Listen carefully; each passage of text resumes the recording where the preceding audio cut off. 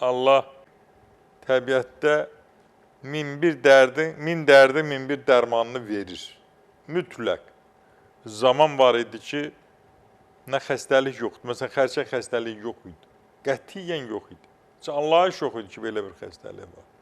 Bu çox yaxın zaman, bir neçə 200 ilin xəstəliyidir.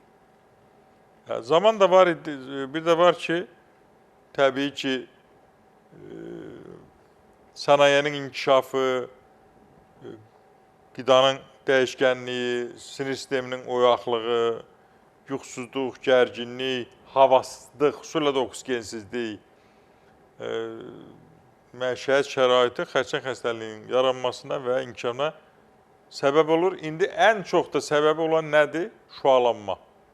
Hamının uşağın, körpənin 1 yaşında, 2 yaşında uşağını ana telefonla sakitləşdirir. Nə olacaq o uşağın? Allah öz kömək olsun.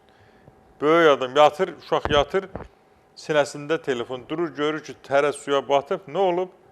Telefon yatanda yuxuya gedib və telefon şüa verir, istilik verir və onu tərlədir.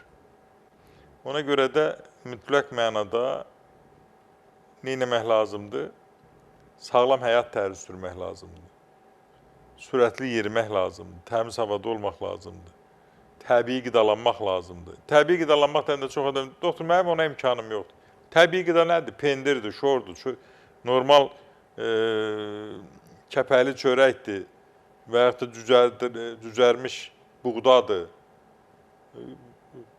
göyərtidir. Bu gün mənim üçün ən gözəl yemək göyərti, pendir və yaxud da şor və təbii ki, dediyim kimi kəpəli çörəkdir. Yəni, onsuz da qazana nə girirsə, qazanda nə bişirsə, o ölür. Oradakı vitaminlər qalmır ki.